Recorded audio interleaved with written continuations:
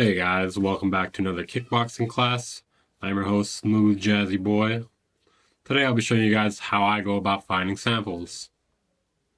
Let's get into it.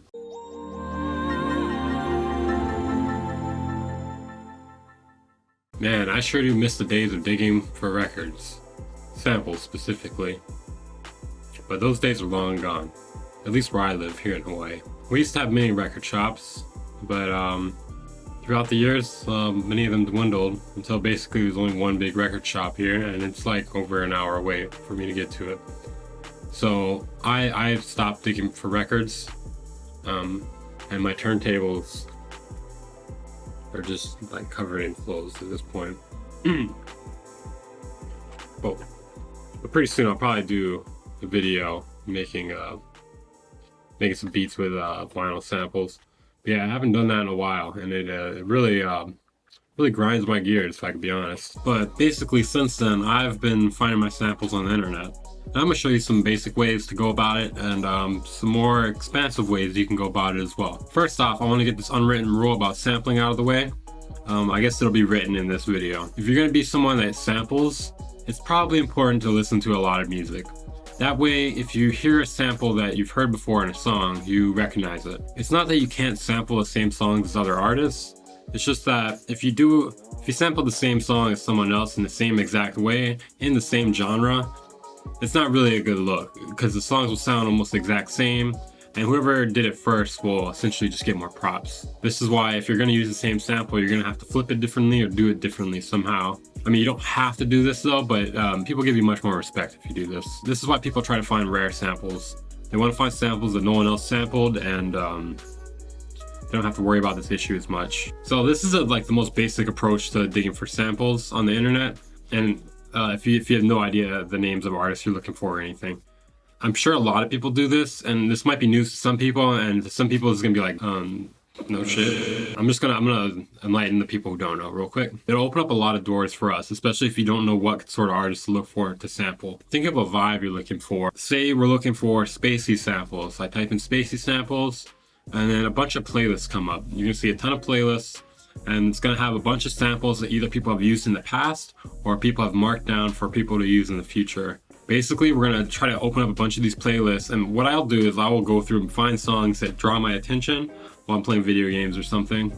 All those songs that draw my attention and I feel like I haven't heard in a song before and I think could make a decent song, I'll put those on the side and I'll download or buy those, whatever I have to do later on. Now, this is the most basic way to go about finding samples, is using these playlists and genre and mood types to look for them.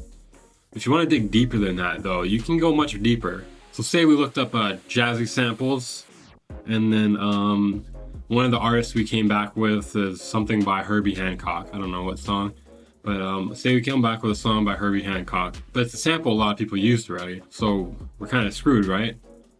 Not true. We can actually take his artist name, Herbie Hancock, and we can go look through his entire discography to find similar vibes, but it's just a great way to get vibes you're looking for without sampling something that everyone else has already sampled, because we don't want to sample a song that everyone's already sampled, right? That's boring. We want to dig deeper.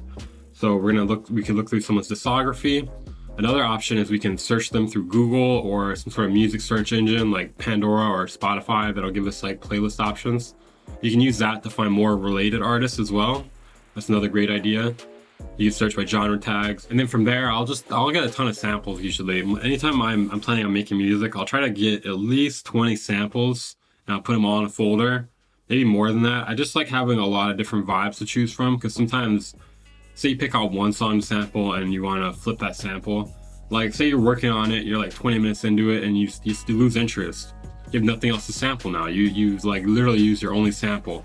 That's why I like to have just a whole handful of samples in a folder. That way, in case I change my mind about whatever I'm working on, there's always just tons more of paint there. There are a few other ways you can get samples as well. There are actually websites you can clear samples off of. Not really loops like Splice, that's another option as well, but I don't really consider that sampling. That's more like using loops. So we're not gonna do any of that. Alright, so there's like a website or two. The one I know of is called TrackLib. You can use that to buy samples in advance or buy the license to use a sample.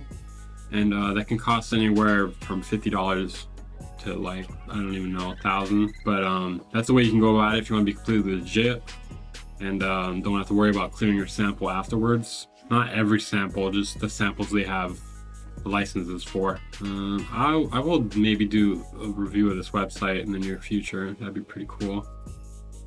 I'm kind of curious of the quality of it. I'm curious if there's good samples on here, because if there is, this could be a good business opportunity.